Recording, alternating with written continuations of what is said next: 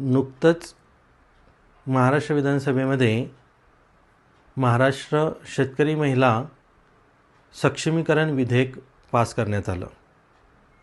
हे विधेयक नेमकं कोणासाठी आहे?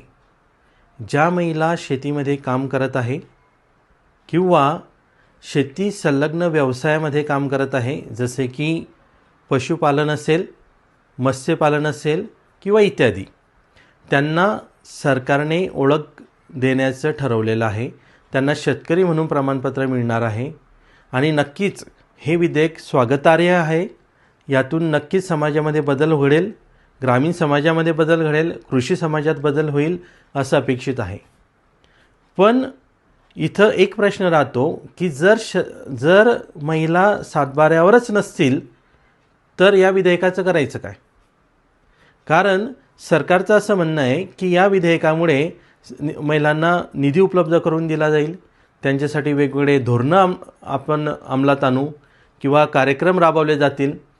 पण जर महिलांकडे जमिनीची मालकी नसेल, जमिनीवर हक्क नसेल, तर कर्जाचं करायचं काय? किंवा वेगवेगळे कार्यक्रम असतील, धोरणं असतील, त्यांचं करायचं काय? सरकार म्हणते की आपण त्यांना कर्ज उपलब्ध करून देऊ, पण जर महिलांकडे तारण ठेवायला जमीनच नसेल तर त्यांना कोण कर्ज देणार आहे? हे पण आपल्याला समजून घ्यावं लागेल। म्हणून हे विधेयक नक्कीच समाजात बदल घडून आणू शकते, पण त्याचबरोबर त्या विधेयकामध्ये असलेल्या त्रुटी, मर्यादा आणि त्या विधेयकापुढे असलेली आव्हानं आपल्याला समजून घ्यावी लागतील आणि त्यावर पण आपल्याला विचार करावा लागेल।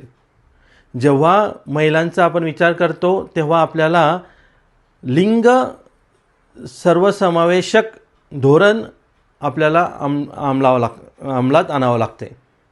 म्हणजे महिलांच्या गरजा काय आहेत, त्यांच्या जबाबदाऱ्या काय आहेत, त्यांचं कामाचं स्वरूप काय आहे, या सर्वांचा विचार करून आपल्याला त्यांच्यासाठी कार्यक्रम, धोरण किंवा विधेयक आपल्याला आणावे लागतात। त्यामुळे फक्त महिलांना प्रमाणपत्र देऊन हा प्रश्न सुटणार नाही आहे।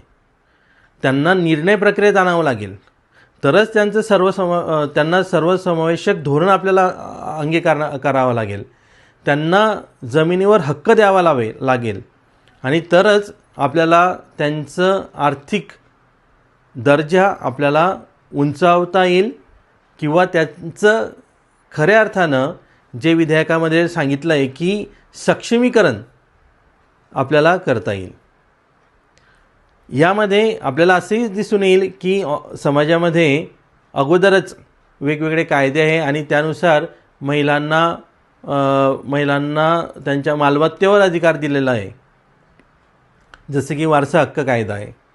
पण अजूनही समाजामध्ये जी मानसिकता आहे ते पुरुष केंद्रीय मानसिकता आहे, पुरुष सत्ताक मानसिकता आहे आणि या मानसिकतेमध्ये आपल्याला दिसून येईल की महिला फार कमी टक्क्यांमध्ये सातबाऱ्यावर दिसतात, त्यांच्या नावे फार कमी मालमत्ता आहे आणि फक्त मग आपण त्यांना प्रमाणपत्र देणार आहोत का? किंवा ते प्रमाणपत्र देऊन आपण प्रश्न कसे सॉल्व करणार आहोत? हा प्रश्न, हे आव्हान या विधेयकापुढे असणार आहे। म्हणून आपण पुढची आव्हानं कशी पेलणार आहोत यासाठी नक्कीच विचार करायला पाहिजे आणि समाजामध्ये कशी प्रगती घडेल, महिलांचा विकास कसा घडेल, समानता कशी येईल, यावर आपण पुढचं पाऊल उचललं पाहिजे।